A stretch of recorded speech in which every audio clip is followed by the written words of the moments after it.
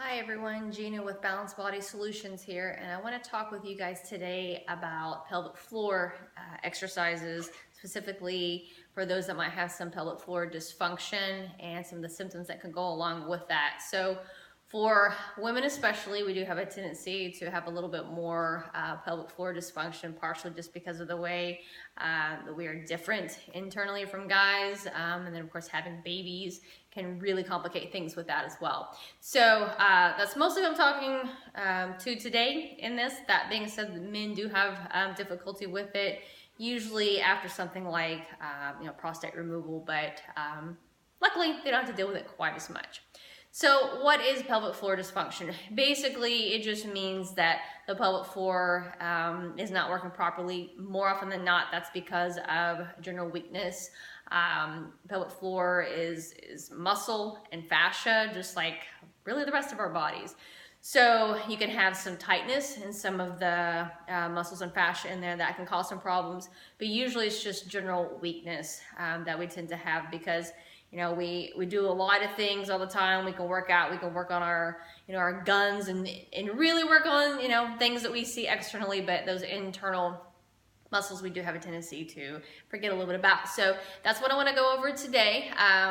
Some of the symptoms that women will experience, of course, can be incontinence, and it sounds like a really bad word, but the reality is probably most women have dealt with it at some point, especially if you had children. So that's can be a little bit of leaking. It can be an urgency to go, like when you feel like you gotta go, man, you better find that bathroom fast.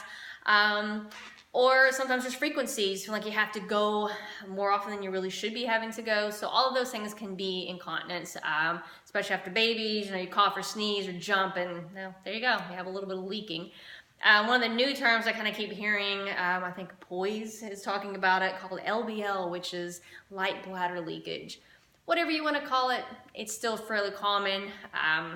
Probably most women have dealt with it. So nothing to be embarrassed about, but let's just talk about what we can do to fix it. So you have your typical Kegel exercises, and there's nothing wrong with those, but that being said, there's some ways that we can kind of focus on those and change like the rep scheme, change the hold times, and make those a little bit more effective. So with the typical Kegels, you're just, you think about squeezing, that's fine.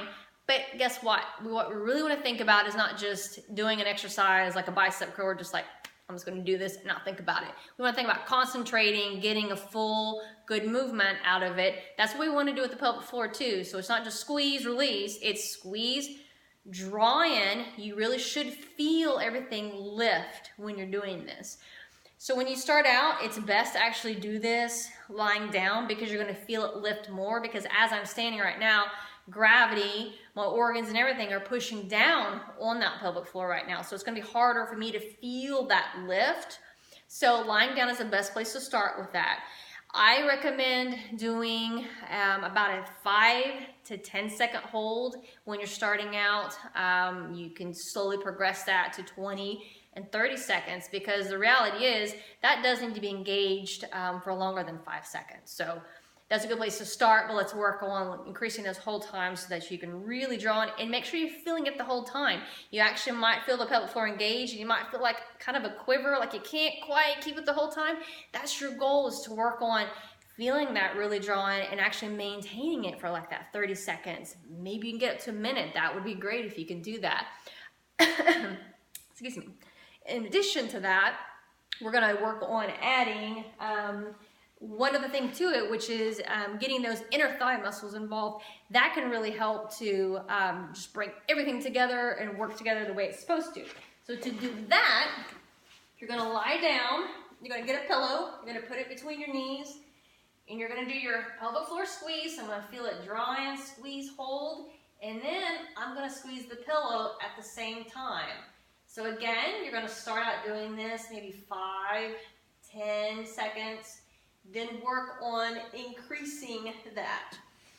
So if you get that, you master that, you don't have any problems with that, then you can also continue to progress and adding it into all of your exercises. Working on doing a squat, finding that pelvic floor before you do a squat, and just challenge yourself and see what ways that you can really work on engaging those muscles that we don't think very much about. So I hope this helps.